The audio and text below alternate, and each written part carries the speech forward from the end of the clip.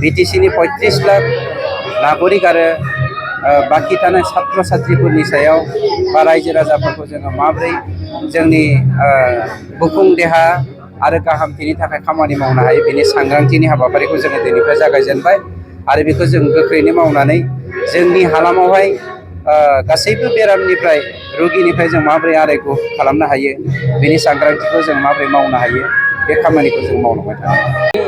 रायजो पर्यायनि health and wellness awareness मोनसे camp फाथिदों आरो बेखौ क'क्राझारावहाय जोंनि बिटिसिनि मोनबा जिल्लानि गिबिसिन जिल्ला हिसाबै जोङो बेखेवनो हाबाय आरो बे हाबाफारिनि गेजेरजों बिटिसिनि 35 लाख नागरिक आरो बाखि थानाय छात्र छात्रीफोरनि सायाव बा रायजो राजाफोरखौ जोङो माबोरै जोंनि गुफुं देहा आरो गाहामथिनि थाखाय खामानि मावनो हायो बेनि सांग्रांथिनि हाबाफारिखौ जोङो दिनैनिफ्राय जागायजेनबाय आरो बेखौ जों गोख्रैनो मावनानै जोंनि हालामावहाय गासैबो बेरामनिफ्राय रोगिनिफ्राय जों माबोरै आरायग' खालामनो हायो बेनि सांग्रांथिखौ जों माबोरै मावनो हायो बे खामानिखौ जों मावलांबाय थागोन।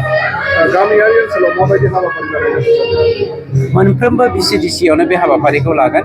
दिनै जोंनि नैबे बिसिडिसि होनोमोनलाय क'क्राझारावहाय जोङो जागायदों तितागुरि बिसिडिसियाव जोङो जागायजेनबाय गासै जोंनाव 420 बिसिडिसि दङ 420 बे health and wellness awareness camp प्रग्रामा जाजोबगोन आरो दिनै जों जागायजेनसै।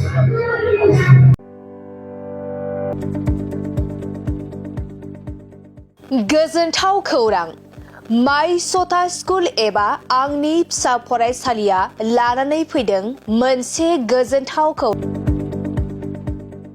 क'क्राझार सहरनि जेडि र'डजों थांग्रा वार्ड नं 4आव माइस'टा स्कुल एबा आंनि फिसा फरायसालियाव डे केयार नार्सारि LKG UKGनि थाखाय मुं थिसननाया सोलिगासिनो दं। बे माइस'टा स्कुल एबा आंनि फिसा फरायसालियाव फरायसा फरायसुलिफोरनि थाखाय गोबां सुबिदा। अब्ला नोंथाङा माखौथो नायबाय थाखो? नैबे माइस'टा स्कुलाव नोंथाङा नोंथांनि उन्दै गथ'साफोरखौ मुं थिसननो थाखाय साखाफारा जादो। माइस'टा स्कुल एबा आंनि फिसा फरायसालियाव नोंथाङा थोंजोङै खौरां लानो थाखाय 8099887781 नङाब्ला 9531281982 बे मबाइल नाम्बारनि गेजेरजों खौरां लाहरनो हागोन।